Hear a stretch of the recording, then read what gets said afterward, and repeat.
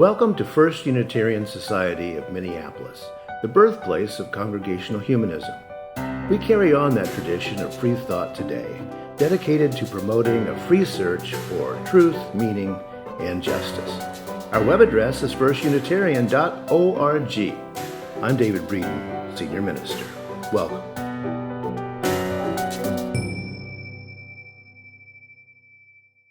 Our theme for November is the path of change. Today, I want to consider what happens when the path of change floods out. Those of you who have spent some time here in the Midwest know how it works here. There's a cause and effect relationship in the Mississippi watershed. It rains a whole bunch, and then creeks and rivers begin to flood, and that makes sense, doesn't it? Rain equals flood. Now think about the desert Southwest. The cause and effect of lots of rain equals flooding there. Yes, but the logic doesn't always work. Sure, lots of rain leads to flooding, but floods also come when there isn't a cloud in the sky anywhere. And that takes some getting used to for us Midwesterners. In arid terrain, there are a lot of low water crossings. These are in rural areas, yes, but also in urban areas. The creeks are so shallow and there is so seldom any water anywhere that low water crossings often get installed rather than spending lots and lots of money on roads or big bridges over things. So you can drive all over Minneapolis and never even realize you're driving over water. But sometimes you are. That costs money. These usually have flood gauges so that people can see how deep the water is. And a rhyming phrase that you hear in weather reports in the Southwest is a very important reminder. Turn around, don't drown. But it seems like every time the creeks flood, someone does drown. Now, why? Well, of course, for one thing, floodwater can come sweeping in on a perfectly sunny day, as I said. There's so little topsoil in arid climates, so rain simply has nowhere to go but down really quickly. A rain 20 miles away can send a flood sweeping through the dry creek beds. Sometimes people simply don't see the floodwaters coming, and that's why there are also signs that say, "Do not camp in dry creek beds." There are lots of anecdotal stories about sudden flooding and people grabbing and climbing into the tops of trees to save themselves. But most people die in flooding due in the low water crossings. Often people drown because they don't turn around. The threat is clearly present. You see those flood gauges up to 5, 6, 8 feet. Clearly there's some danger going on here, but a lot of people drive into the rushing water. Why? Sure, rushing water doesn't look as dangerous and as powerful as it is. But there's also this human propensity that all of us know probably a little too well. We don't want anything messing with our plans. Sure, people say, I know this is dangerous, but I've got plans. Nothing can mess with my plans. It's human nature, and it gets people killed.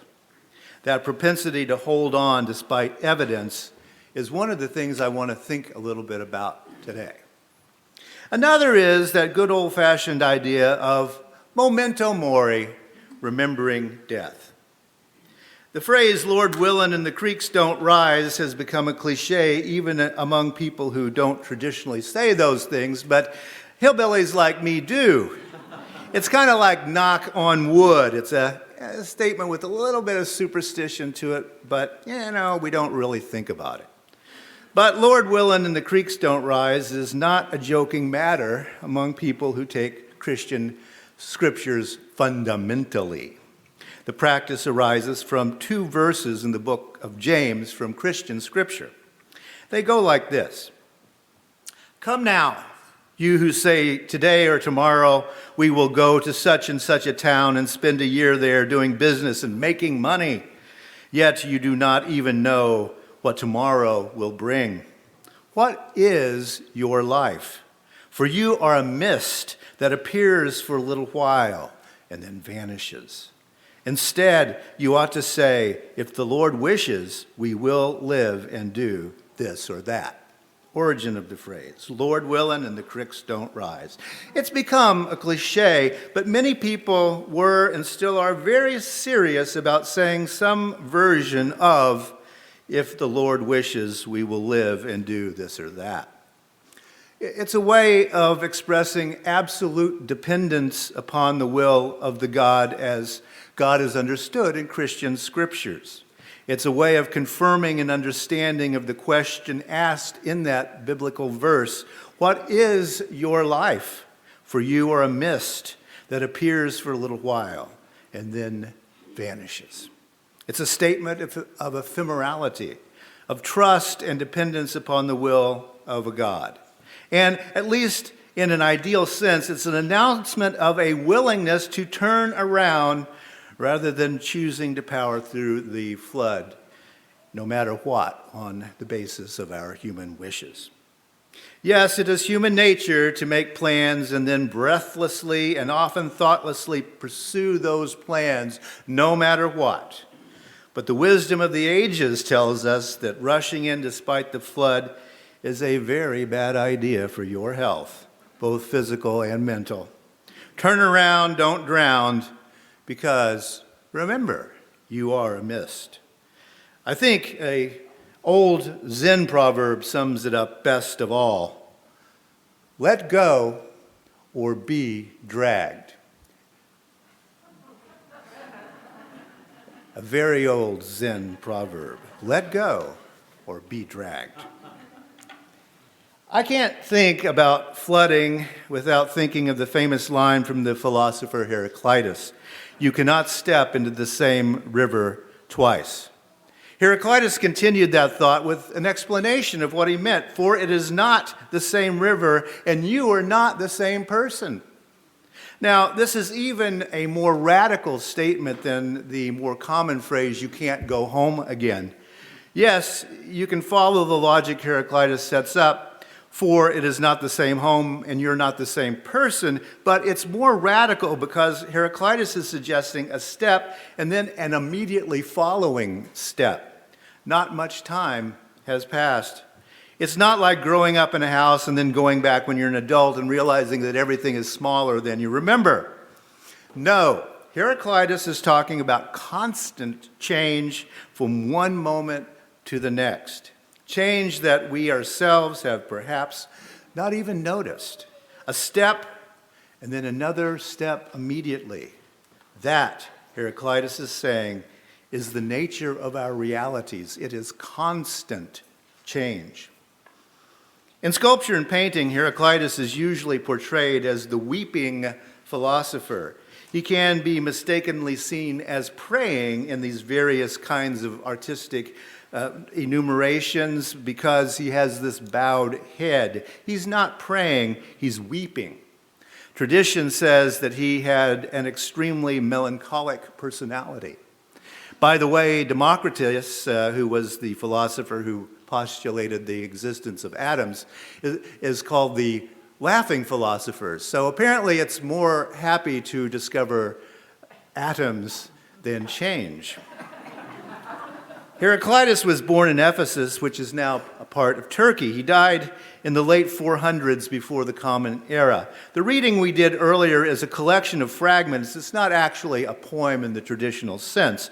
We have only fragments of the writing of Heraclitus because early Christians didn't like the way he was thinking very much, and so they did not preserve his writings. Yet the fragments that we do have stood the test of time. Some of what we read earlier, whoever wishes to know about the world must learn about it in its particular details. You gotta really look.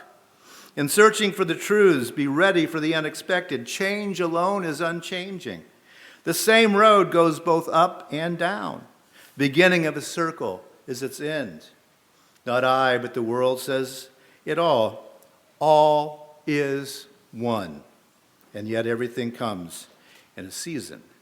And yes, no one can step in the same river twice. It's not the same river, and it's not the same person. Heraclitus was onto something being explored by philosophers in other regions of the world, but not so much in the Mediterranean world of his time, the world that later became Christendom. So let's look at the elements we have here. Firstly, we have the very human propensity to grasp and hold on to things, whether that be the itinerary of a trip we're taking or holding on to the people we love. Secondly, we have the ephemerality of human life. We're here today and gone tomorrow, like a mist. Traditional Christianity teaches that despite all appearances, there is a God in charge. And not only that, but this changeable reality we live in is only half the story. There is an unchangeable, indeed eternal reality beyond what we can see. Heraclitus believed that this reality that we see is the only one. And he believed that the material cosmos is eternal, the implication being that no gods had to ever create it, and no gods are involved in keeping it going. Whether or not he was correct on the point of the eternal cosmos, Heraclitus' thinking was unlike the mythologies in which particular gods create the earth, and then there are reasons for what you do. In an uncreated cosmos, no gods are required to make it, and it does not require any gods to keep an eye on its operation. The whole cosmos is merely here. In which case, yes, the creeks will rise and water will flow and flood, and yes, we are ephemeral creatures. Our lives could even be described as a mist. But in this vision of reality, there is no will of any God to be appeased or appealed to. Rather, we human beings are on our own, and we only have each other.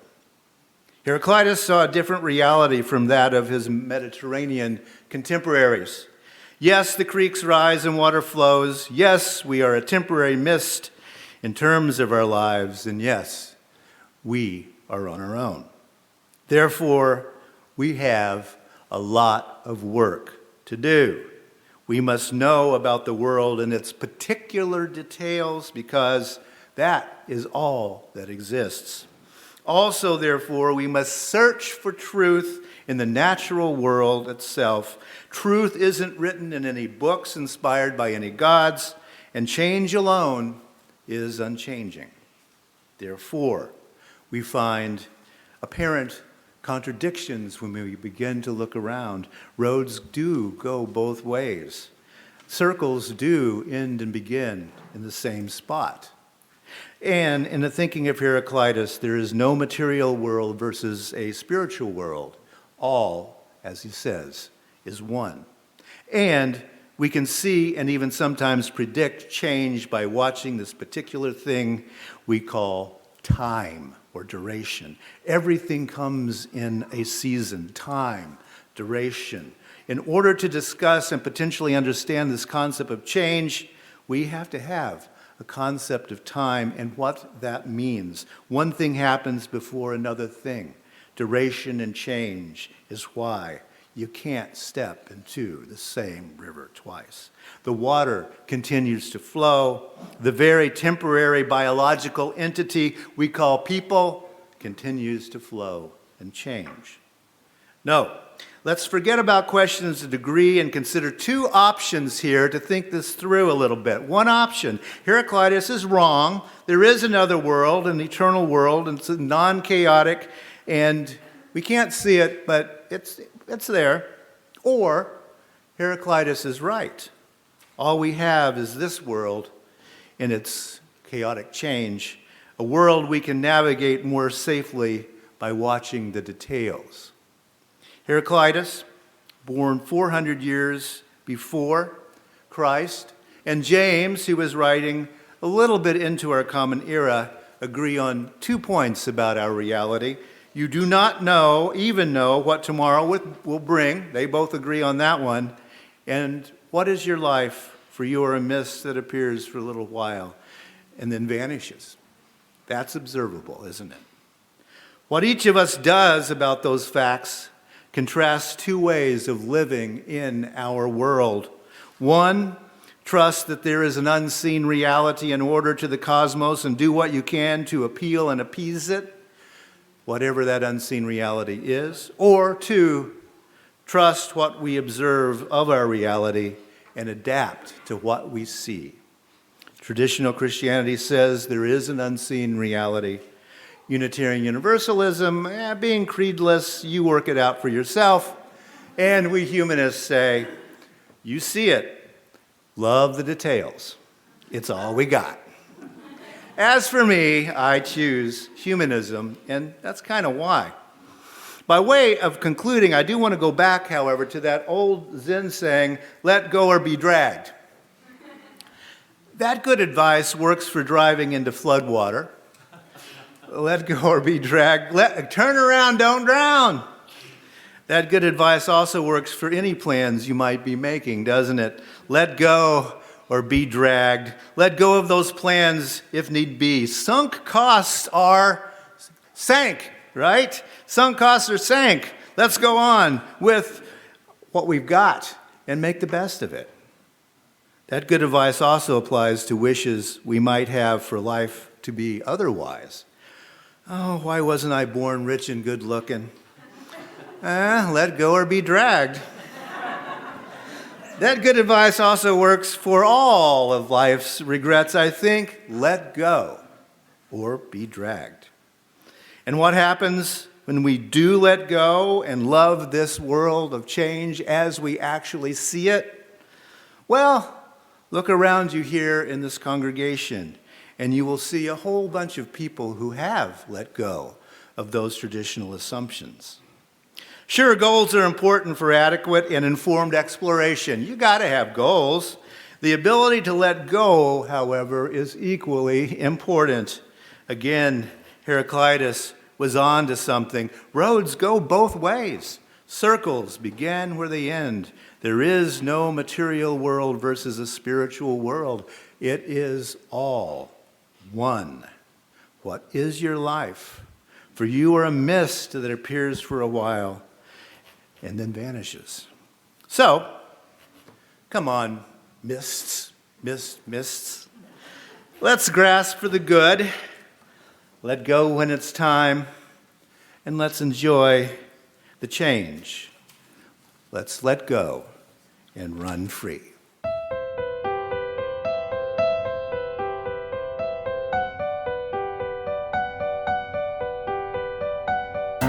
Thanks for listening. You can find much more about humanism and what's happening at First Unitarian Society in Minneapolis by visiting our website at firstunitarian.org.